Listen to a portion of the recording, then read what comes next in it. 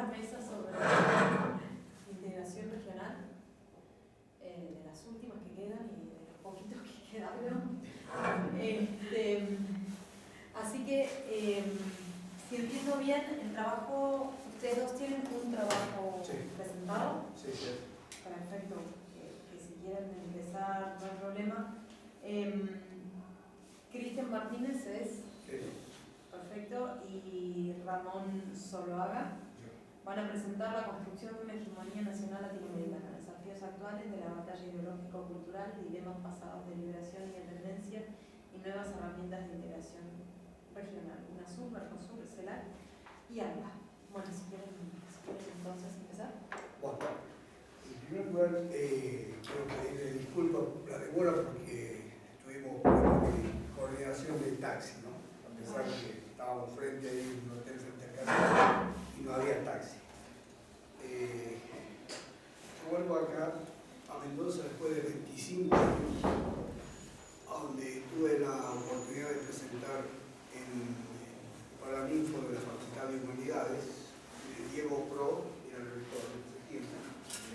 Fui invitado especial y hablé sobre la cuestión nacional en el año 86. Y en ese tiempo mi ponencia se basaba mucho en la cuestión de la unión de Latinoamérica, pero estaba el auge del consenso de Washington y el neoliberalismo. Para mí fue muy duro, difícil enfrentar a un congreso internacional donde había gente de todo el mundo que era para el Caribe, Oceanía y casi todo el mundo, y Latinoamérica. Cuando hice mi exposición, me trataron como si fuese que ya era un cavernícola o un dinosaurio para aquella época, ¿no?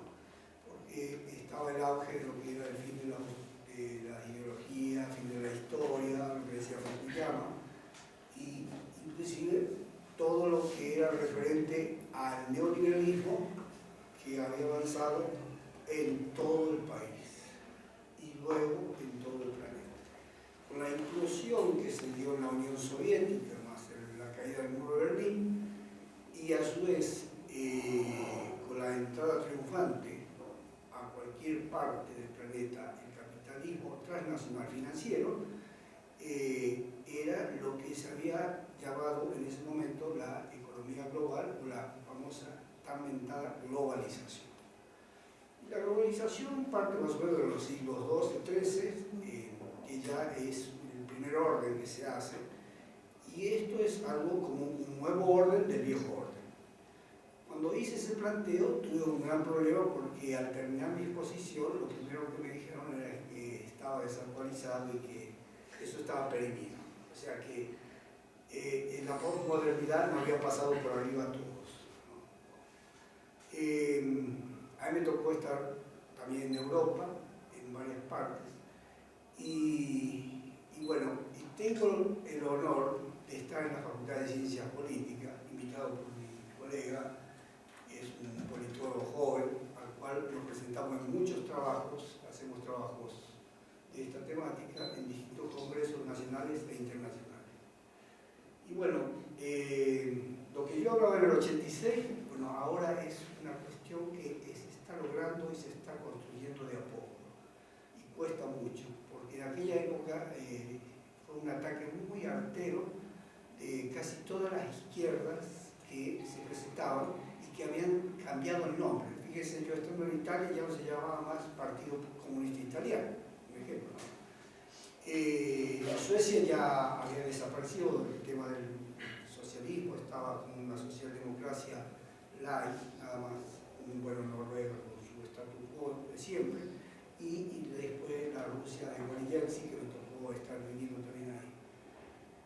Bueno,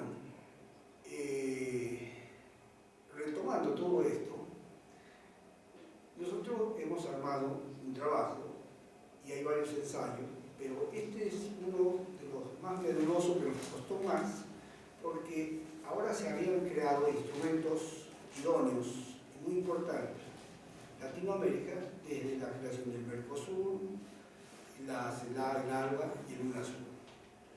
Esos instrumentos, que antes no existía de una manera muy tenue en Mercosur, que era, digamos, una mera copia de lo que había sido la Comunidad Europea y que en ese momento se pergeniaba en Maastricht, en Holanda, donde también me encontré en un tiempo. Y pasa lo siguiente, esa unión es una unión económica. Entonces acá la diferencia que hacemos nosotros es que tenemos un neto cultural que nos une del Río Bravo hasta Tierra del Fuego, con distintos matices, y que a su vez tenemos lenguas, costumbres y modos que han sido galvanizados desde la colonización, luego en la lucha de la independencia para sacarse al colonizador, y comenzar a construir lo que se va a llamar la lucha de independencia y la creación de la Gran Colombia con Bolívar y su Carta de Jamaica, el Congreso Anfitriónico, y luego se empieza a expandir esa idea, esos 6 países grandes, la Gran Colombia, que vendría a ser toda Latinoamérica, que, dicho sea de paso, Bolívar era un mantuano que pertenecía a las clases muy elevadas, muy altas, se lucían con una manta para diferenciarse del resto. En su exilio en Jamaica luego pasa a Haití, y en Haití pide auxilio para volver a restaurar el orden en Colombia, digamos la Gran Colombia, no se llama Colombia, sino la Gran Colombia. Entonces, fíjese que Toulouse-Lautrec y Petion, uno negro y otro mulato, se habían levantado sobre Leclerc, que era un súbdito del Imperio Napoleón, que dominaba Haití, pero se habían declarado los derechos del hombre. Pero, acá está la diferencia. Napoleón, al decir los derechos del hombre, era para Europa, y el resto seguía el status quo de la colonia o de los países semicoloniales o colonizados. O sea, las colonias se mantenían y no tenían este estatus. He aquí que la posición que toman estos esclavos libertos, echan a Leclerc con sus 20.000 soldados, hacen la revolución, pero Bolívar, cuando llega, ellos le dicen, le damos la victoria, armas y hombres, pero usted, al regresar a su Gran Colombia, deja en libertad a todos sus esclavos y los incorpora a su causa. Y ese es el primer paso que tiene que cumplir él para tratar de darle el apoyo para el retorno. Entonces, él hace ese juramento y lo hace. Libera a los esclavos, que hasta ese momento, en la Gran Colombia, todavía se mantenía el esclavismo. Y es un salto cualitativo que tiene Bolívar.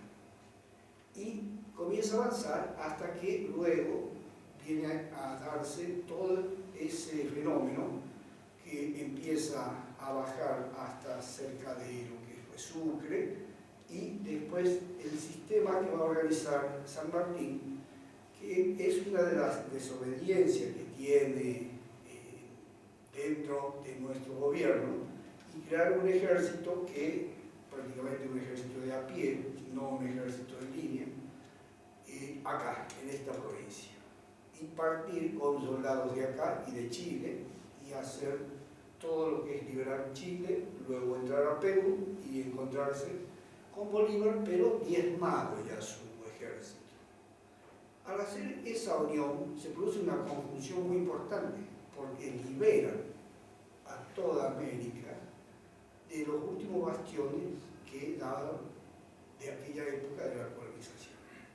El otro que lo había hecho era de Belgrano, con otra desobediencia también, al no querer volver a Buenos Aires.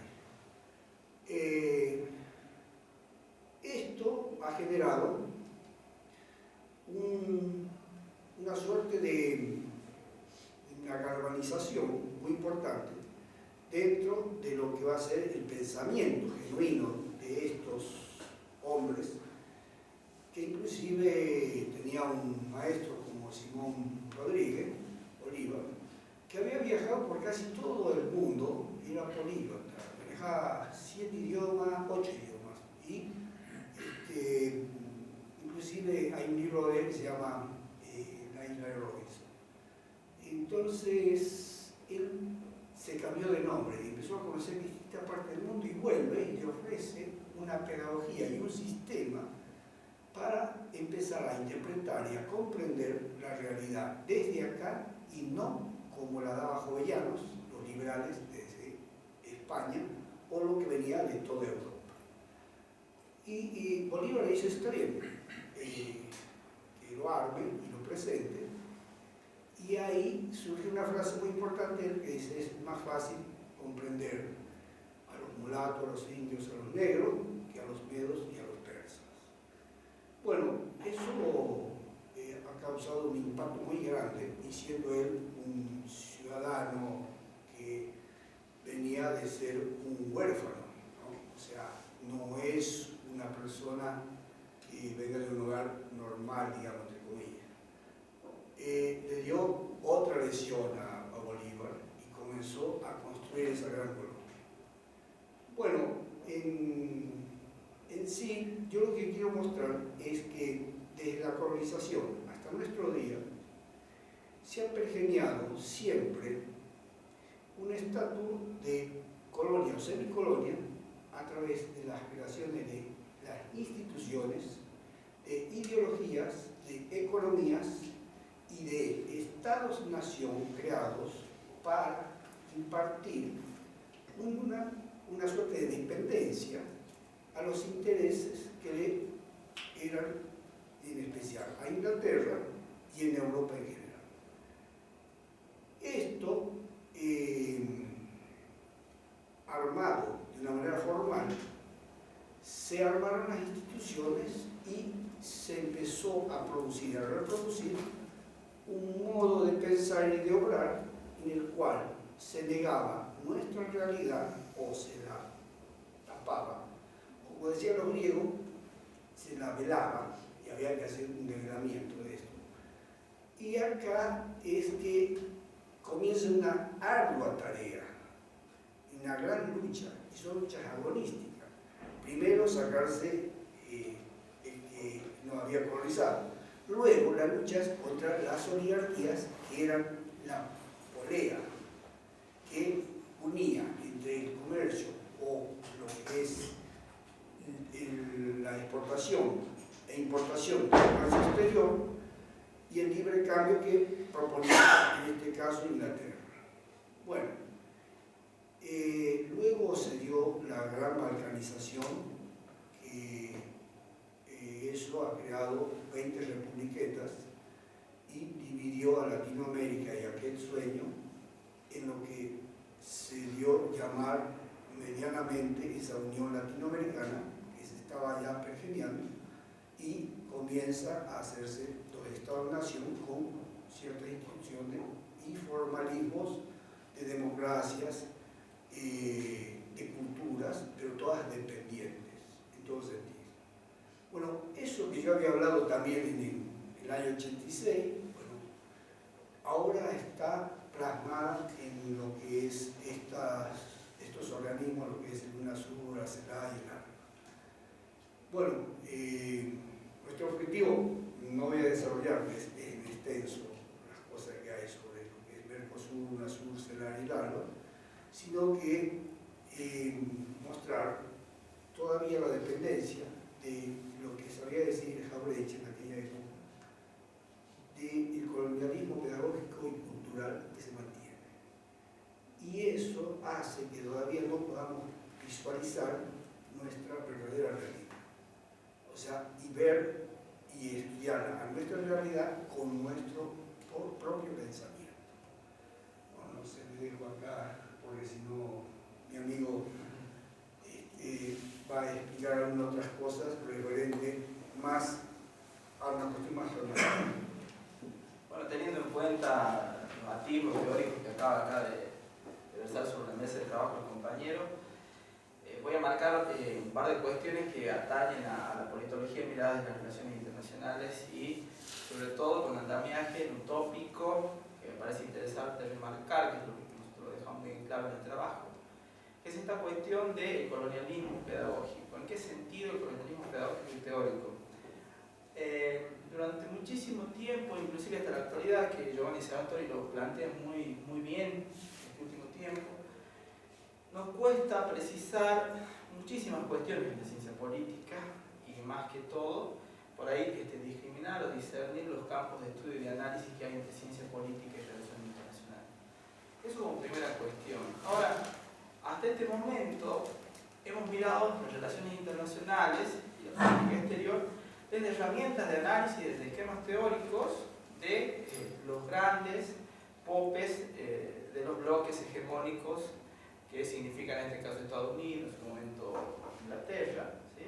Entonces el desarrollo teórico de las relaciones internacionales mirando a Latinoamérica sigue estando de manera dependiente y bastante marcada en cuanto al colonialismo, muy acentuado en Latinoamérica. Los teóricos, sigo insistiendo, yo esto lo digo en las distintas charlas que damos acá con los compañeros en distintas provincias, el pensamiento, sobre todo teórico, en otros campos, y especialmente en la ciencia política, las relaciones internacionales, sigue siendo dependiente en su elaboración teórica. ¿Por qué? Porque miramos a Latinoamérica desde los esquemas teóricos de Norteamérica y desde los esquemas teóricos en su momento de Inglaterra, que hoy inclusive sigue todavía pululando como bloque hegemónico. Ahora, nosotros, ¿qué es lo que planteamos o tratamos de plantear en este trabajo? Algo superador. Es necesario un campo virgen teórico, este famoso paradigma de la dependencia, que en su momento fue poco desarrollado, porque se toman teóricos del marxismo como Lenin, como Rosa Luxemburgo, como Hobson, por ejemplo, pero no desde ese marxismo adaptado a la realidad latinoamericana. ¿Sí? Es un campo virgen, inclusive haciéndolo más amplio, vamos más allá del marxismo, es un campo virgen, teóricamente hablando, el desarrollo de las relaciones internacionales mirada desde y para Latinoamérica y por latinoamericanos. Entonces, nos gustó mucho un planteamiento que hace, se me acaba de ver el nombre de un militar de clara raigambre bolivariana, que plantea uno de los libros que habla sobre la cuestión de las relaciones internacionales en Latinoamérica, plantea muy claramente cómo es necesario empezar a arar ese campo virgen. ¿Sí? Desde un paradigma también que podemos ayornarlo al paradigma de la dependencia, pero desde la mirada de una teoría emancipadora bolivariana de las relaciones internacionales. Entiéndase bolivariana no como un título antojadizo. En un trabajo que presentamos hace poco en nuestra provincia, en Catamarca, un evento que realizaba la vicegobernación, planteamos nosotros esta cuestión de la intertextualidad en lo teórico. ¿Cómo? En distintos discursos de Manuel Ugarte, ¿sí? De Artigas, de San Martín, nada menos que acá en Mendoza, de San Martín, ¿sí? Felipe Varela, los grandes caudillos del interior, ¿sí? Chacho Peñalosa, Facundo Quiroga, hay un discurso, ¿sí? Que se ayorna, o estaría bueno ayornarlo, si hablamos en potencial, a la teoría de las relaciones internacionales desde Latinoamérica, porque hay un discurso de unión latinoamericana, o, como dice Jorge Abelardo Ramos, construyamos esa nación latinoamericana. Somos un par de republiquetas hasta ahora, tenemos un mismo ethos cultural, tenemos una misma idiosincrasia, a medio de las diferencias por ahí del portugués y demás, pero tenemos un mismo idioma, cuestiones culturales que profundamente nos unen, porque todavía no hubo ese salto cualitativo de poder construir relaciones internacionales desde Latinoamérica, pero desde un prisma emancipador, que es lo que proponemos nosotros, no siguiendo los lineamientos teóricos que nos proponen en la teoría Estados Unidos e Inglaterra. ¿Sí? Es así que nosotros proponemos en el trabajo, y que lo puede desarrollar mejor acá el compañero, esta cuestión de pasar de la distopía a la utopía teórica, pero no la utopía como un sueño, o si lo tomamos como un sueño, los sueños también son parte de la realidad que vivimos. Okay. Eso decía Shakespeare. Exactamente. Plantearlo como una verdadera elaboración teórica desde Latinoamérica. Entonces, viendo la vasta nomenclatura fenomenológica y la taxonomía que proponen las relaciones internacionales, desde Estados Unidos vemos cómo mirar Latinoamérica desde los latinoamericanos todavía sigue siendo un campo virgen. Y cómo a través del pensamiento y la praxis de distintos políticos, hoy más que nunca, se propone hablar de integración latinoamericana, ¿sí? Pero desde Latinoamérica. O también se produce este fenómeno muy particular, no al azar, porque las usinas de pensamiento por ahí, como son nuestras universidades, siguen siendo colonizadas en muchos aspectos, con las herramientas teóricas y metodológicas que importamos desde los grandes centros hegemónicos de pensamiento, especialmente Estados Unidos, se hace preciso a partir de ahí comenzar a plantear la elaboración propia desde nosotros, desde ese etos cultural que el mismo Abelardo Ramos, en una frase muy buena, ¿sí? en su libro de Historia de la Nación Latinoamericana, plantea y sintetiza, por eso en ese sentido somos bastante nosotros llegados a las frases, porque nos sintetizan bastante las palabras, para llamar a los leones calvos de una vez y para siempre pumas. Pues recordemos que el conquistador llega acá llamando leones calvos, ¿sí? a nuestros grandes felinos. ¿Pero por qué eran leones calvos? Porque estaban mirando con los ojos de Europa. Es necesario comenzar a mirar Latinoamérica desde, para y con los latinoamericanos y por los latinoamericanos. ¿Sí? En ese sentido, plantear también, como nosotros lo venimos haciendo ya hace mucho, dejar de ser en otros para pasar a ser en nosotros mismos. ¿Sí? Muchas gracias.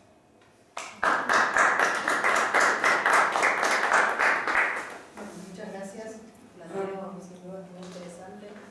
Me parece quizás que vale la pena,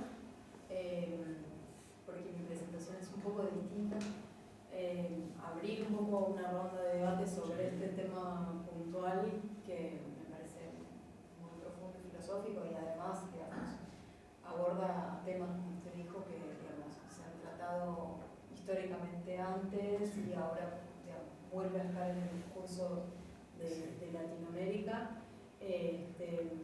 Así que bueno, digamos, abrimos un poco a la mesa de debate. Si alguno tiene alguna duda o pregunta sobre la presentación, el paper que enviaron los compañeros, colegas, o alguna cuestión que quieran los colegas profundizar. No, más que nada, yo vengo de la ciencia política y tuvimos justamente el cuatrimestre anterior tuvimos una materia que se llama Relaciones Internacionales, que es mínima en la carrera, se ve poquísimo, que es lamentable, y justamente el tema que nosotros hemos elegido con un grupo de chicos que nos tocó en ese momento fue justamente los bloques, UNASUR, ALBA, un poco también es incipiente, es decir, se crean bloques y no cumplen las funciones que deben cumplir.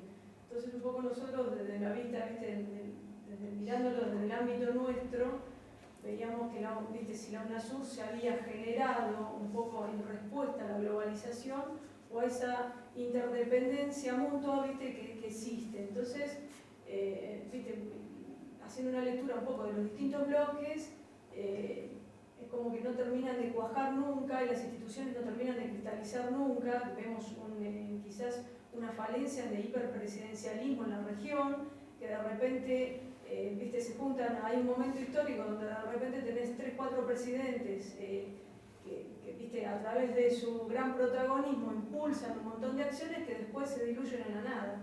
Entonces es como que estamos siempre, si nosotros nos comparamos con poner el mercado común europeo de repente y vos lo atravesás con una convergencia, ves que ellos de repente, si bien creció siendo una unión netamente comercial, lo que nosotros empezamos del Mercosur, siendo una cosa comercial, después le agregamos el UNASUR para en lo político y en el tema de seguridad, no llegamos a nada, es decir, en lo político estamos haciendo agua porque queremos hacer un salto cualitativo quizás superponiéndonos a la Organización de los Estados Americanos y en cuestiones limítrofes y demás estamos haciendo agua.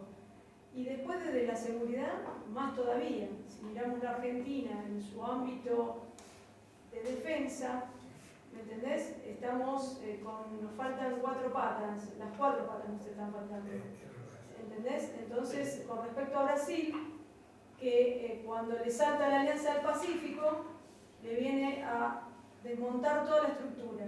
¿Por qué? Porque Brasil, cuando se crea la UNASUR, que en realidad fue el impulsor de la UNASUR, él se veía como el hegemón en ese momento de Latinoamérica. Cuando entra a jugar la Alianza del Pacífico, entra México a jugar parte.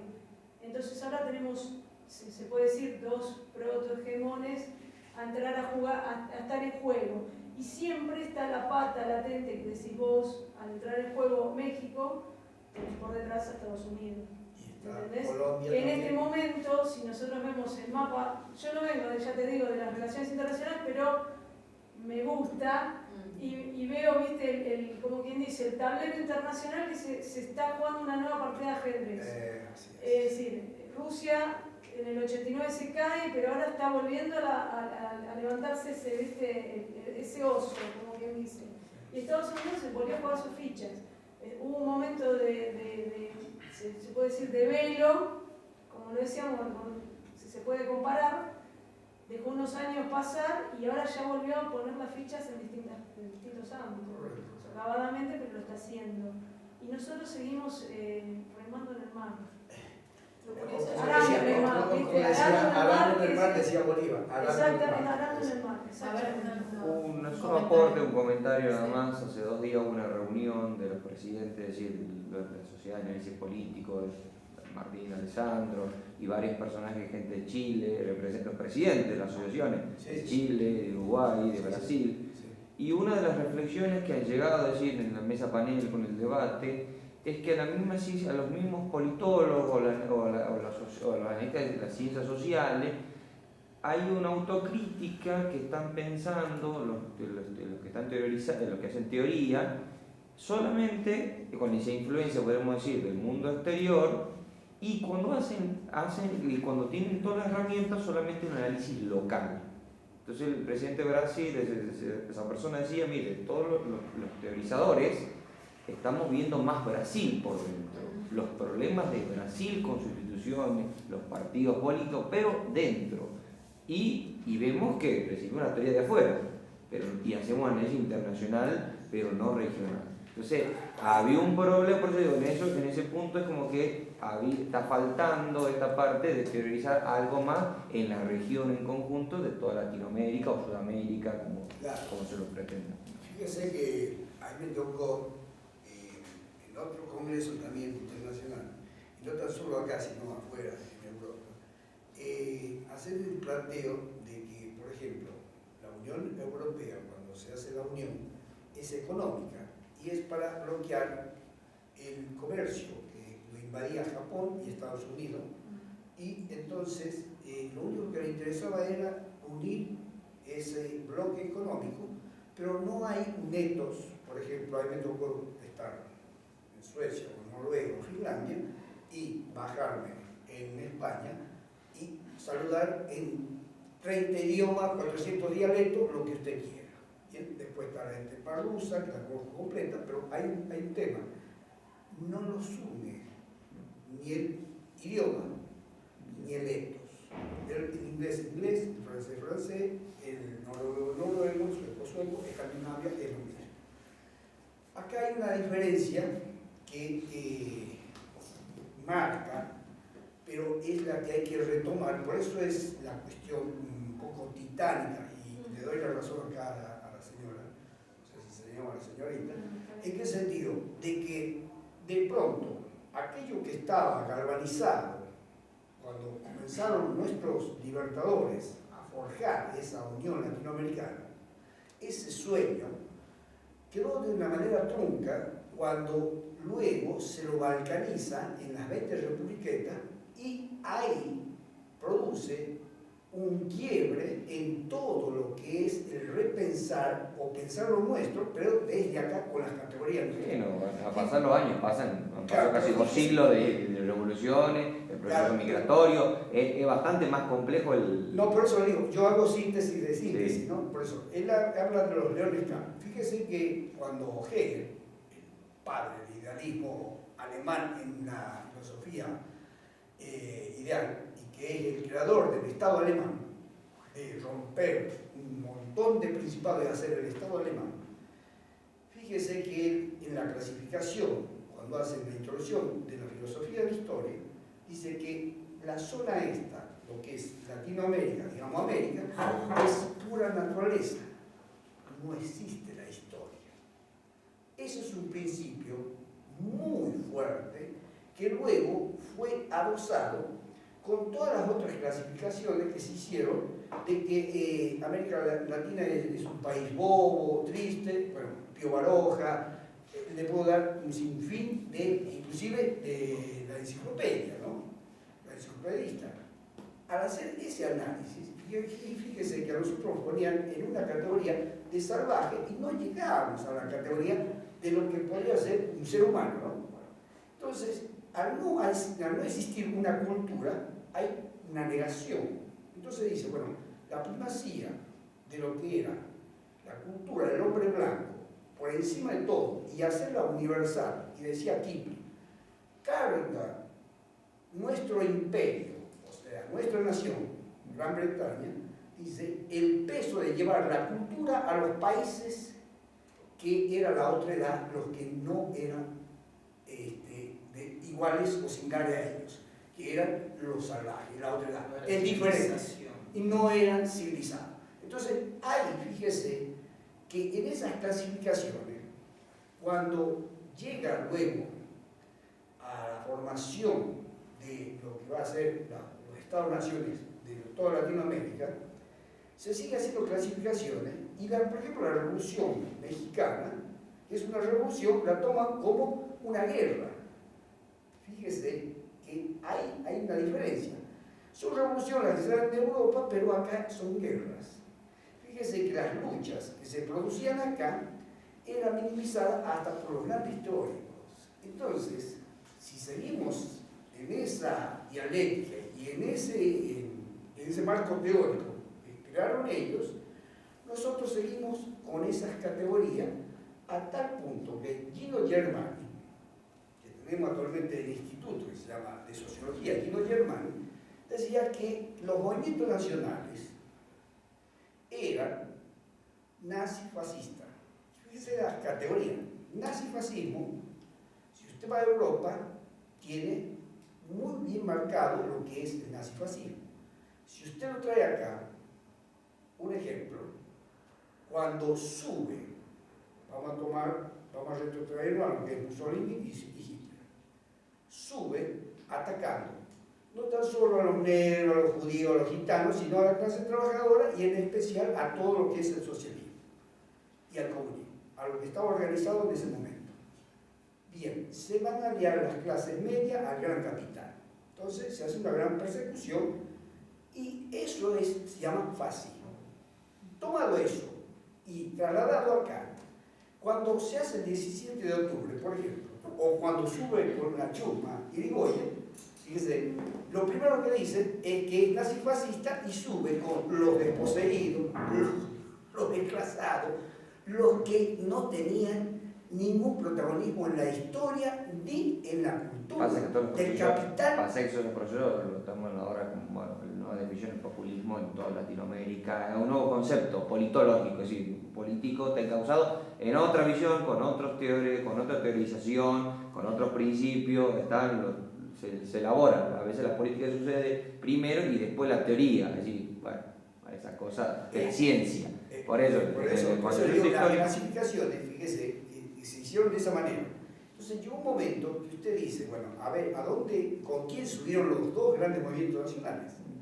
Y usted va a ver que sube con los más desposeídos, no sube como subió en Europa. Y tomamos un caso regional y particular, nuestro caudillo, Alperín dice que es una cuestión doméstica de una lucha de hacendados. Fíjese. Y ahí diluye lo que es la lucha entre un centralismo con una ideología y un componente ideológico muy fuerte de dependencia hacia el modelo agroganadero exportador, ¿sí?, a lo que era el interior, cuando el interior quería una confederación, pero no para lo que es Buenos Aires. Entonces dice, fíjese, dice, se salven a Buenos Aires aunque perezcan los 13 ranchos. Ahí hace una gran síntesis, no le interesaba el interior. Entonces, cuando la lucha de los caudillos va más allá y usted ve el manifiesto de Felipe Varela, y cuando tenemos un ensayo sobre la intertextualidad, sobre el manifiesto de Varela, el manifiesto de Ugarte, el manifiesto de la Carta de Jamaica, ¿sí?, y el de Artigas, y Ramos, y podemos sumar varios otros manifiestos. ¿Qué sucede? Hay un hilo conductor a donde habla de la Unión Latinoamericana. Todo lo contrario a los otros que querían un país pequeño y decían, caso Sarmiento, el problema del país es la extensión. Entonces, todo esto es lo que de pronto hace que nosotros tengamos que, como dice ella, volver a retomar. Esto me hace recordar a mis alumnos, yo les digo, cuando se lee un libro hay que hacer como los rumiantes. Lo tragan, regurgitan, lo vuelven a tragar al bolo alimenticio y recién es asimilado, y ahí puedo recién tomar una decisión propia. ¿Por qué? Porque he asimilado aquello que de pronto creía que era de esta manera.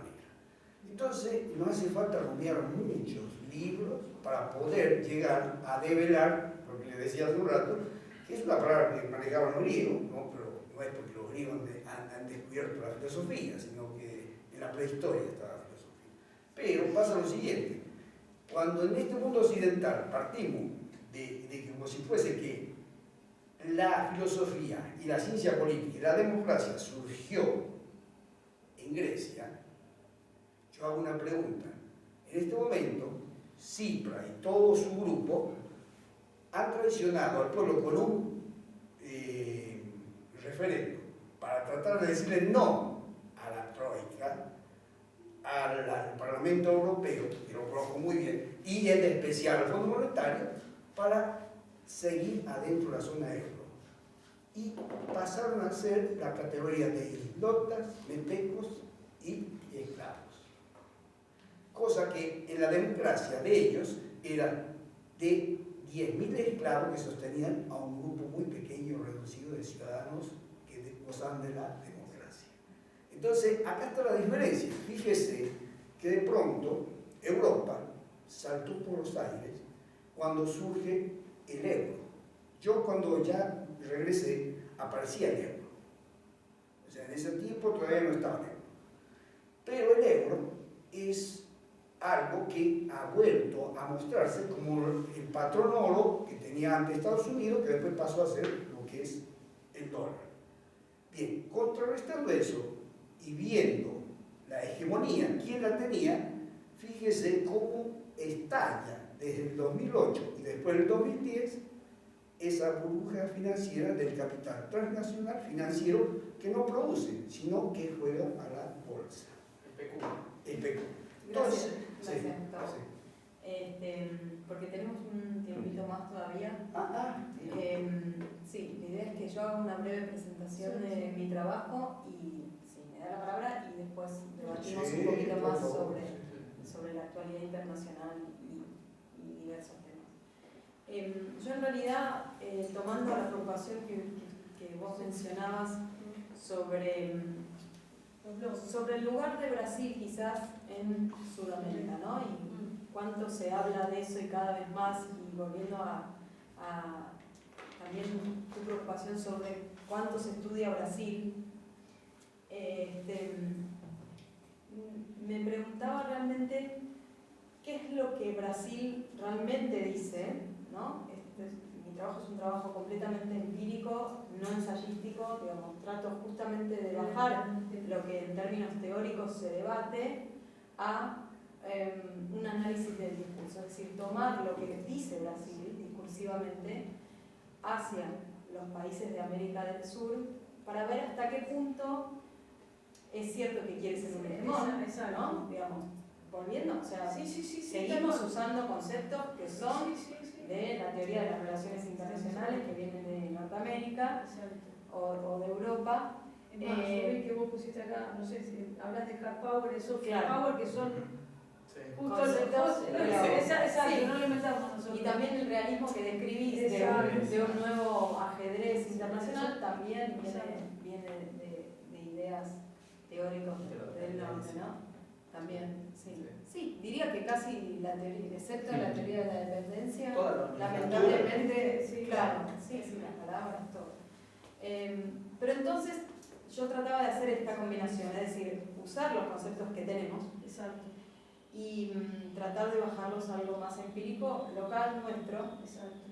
Y entonces me pregunté cuál es realmente el perfil discursivo que tiene Brasil hacia el resto de los países de América del Sur. Y lo que tiene quizás interesante, y quizás por eso terminamos estudiando Brasil, pero se pueden agregar otros países, es que la Cancillería brasileña publica de manera sistemática todos los discursos de los presidentes, de los cancilleres, de los secretarios, de distintos diplomáticos o legisladores nacionales que van haciendo en los distintos viajes que hacen los submandatarios al exterior o internamente, ¿sí?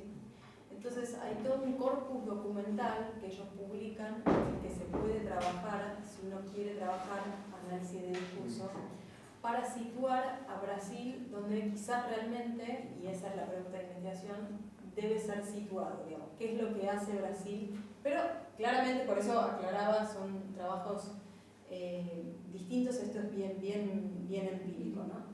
Entonces yo lo que hice fue tomar todas esas reseñas que publica Itamaraty y volviendo a lo que vos decías, tratando de hacer operativo estos dos conceptos, porque ¿qué es lo que pasa también, digamos? Es cierto, yo estoy de acuerdo, digamos, es criticable el uso de esa terminología norteamericana, digamos, de todos los conceptos que vienen de la teoría de las relaciones internacionales que vienen de los países nórdicos, pero también está bueno usarlas, ¿sí? Y operacionalizarlas o tratarlas o trabajarlas de la manera que uno quiere, ¿no? Para documentos que tienen que ver con nosotros.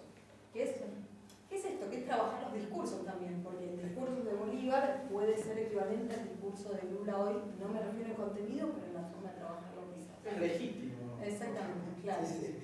Entonces, mi trabajo fue un análisis bastante extenso de todas esas reseñas, desde el primer día de mandato de Fernando Henrique Cardoso hasta el último de Lula, diferenciando por país, ¿no? O en cada viaje, o las menciones que hace el mandatario hacia un país determinado, tratando de encontrar la frecuencia de aparición de términos que tienen que ver con distintas variables que yo creé, que son 6 dimensiones, que son hasta qué punto se habla de cuestiones militares, hasta qué punto se habla de cuestiones económicas y quizás infraestructurales, un poco respondiendo a esta nueva ola teórica que hay sobre el regionalismo posliberal o el regionalismo brasilero, que está muy presente en el paper que mandó la otra chica que no pudo venir. Entonces, digamos, ¿cuánto de la dimensión económica está allí? ¿Cuánto de la dimensión política está? ¿Y cuánto de cuestiones que tienen que ver más con lo cultural o lo social o las cuestiones migratorias? Claro, está presente en el discurso. Por supuesto, no quiere decir que la política exterior de Brasil sea equivalente a lo que dice Brasil discursivamente, ¿no? Y por eso ahí para mí es un desafío tratar de medir nuevamente qué es lo que se dice con qué es lo que se hace. Pero entonces en concreto, para hacer rápido en la presentación, digamos, trabajé con 360 discursos. La frecuencia de aparición de todas estas frases o variables o términos que iban apareciendo fue de 5.000 contabilizadas. Es un análisis cuantitativo. Y para decirlo rápidamente, lo que encontré es una diferenciación bastante grande en cómo Brasil ve, por lo menos en su discurso, a la Cuenca del Plata, que siempre fue una preocupación geopolítica histórica para Brasil, y cómo ve en cambio a los países andinos, ¿no? Y en realidad lo que por supuesto se ve una continuidad tipo de, o sea, hay una política de Estado clara. Eso es lo que pregunta. Si hay una continuidad del discurso. Es decir, totalmente, sí, es muy... O sea, la línea la tendencia a la baja... se mantiene exacto, como una política de Estado. Sí, la tendencia a la baja es pequeña. Durante el gobierno de Fernando Henrique hay mucha más mención a cuestiones que tienen que ver con lo militar y con lo económico, por el contexto neoliberal que había.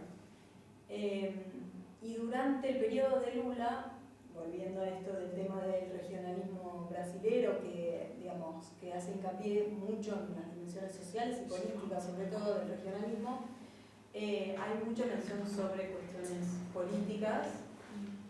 Sobre económica, hay mención sobre cuestiones económicas, pero de la infraestructura, o sea, a Brasil le preocupa ir construyendo infraestructura con sus países vecinos. Y por último, hay mucha más mención a cuestiones soft, ¿no? A cuestiones blandas, a cuestiones que tienen que ver con lo cultural, con lo migratorio y con cuestiones educativas, planes educativos, con la cuenca de plata. El intercambio. Exacto. Con la cuenca de plata, quizás en el marco del Mercosur también, que con los países andinos, ¿no? Que uno podría pensar que, por una cuestión histórica, Sí. podría pensar que iba a ser eso al revés, ¿no? Como por conflictos, digamos, por hipótesis de conflicto histórico con Argentina, o sea, con toda la cuenca del Río de la Plata, uno podría pensar que las cuestiones más hard iban a ser relativas a los países, de la cuenca de plata y eso no es así. Y por último, digamos, pero esto no está en la investigación, ya estoy trabajando con las reseñas del periodo de Dilma.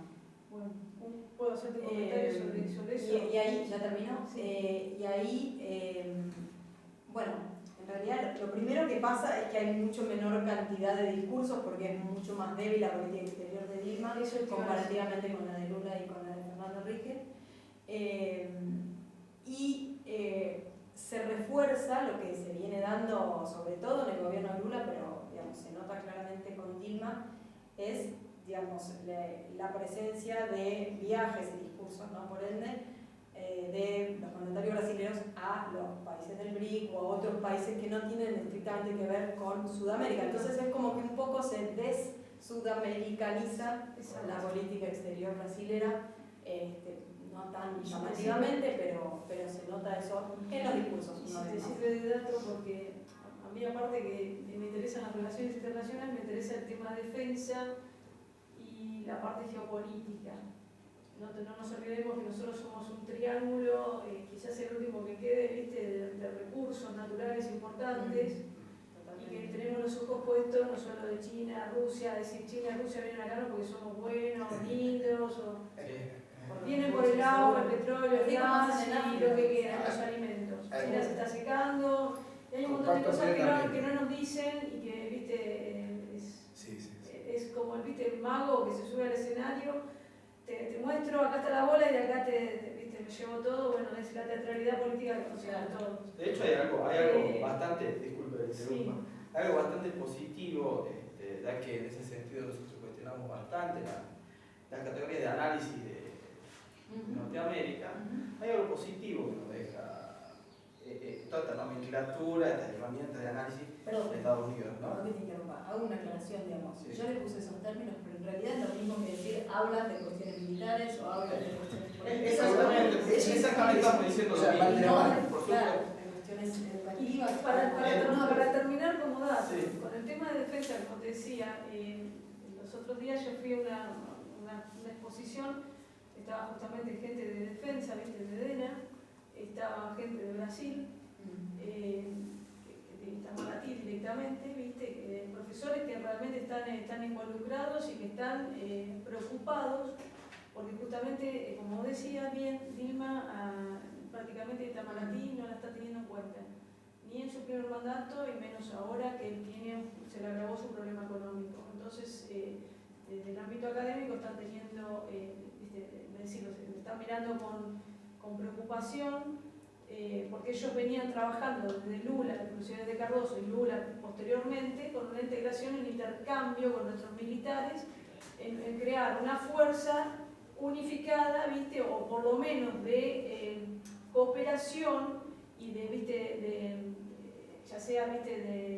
De intercambio, ¿viste? De fuerzas con nuestro país. En el caso nuestro, nosotros recién estos últimos 2 años vimos que si mirás el presupuesto nacional, se le dio más presupuesto a la fuerza. No tenemos aviones, no tenemos...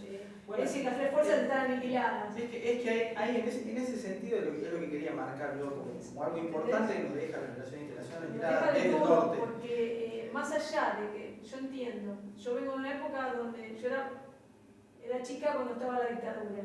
Recuerdo ciertas cosas, yo nací en el Palomar, nací a 5 cuadras de la base de Palomar, recuerdo ciertas cosas, sé ciertas cosas de la historia y tiene sus matices.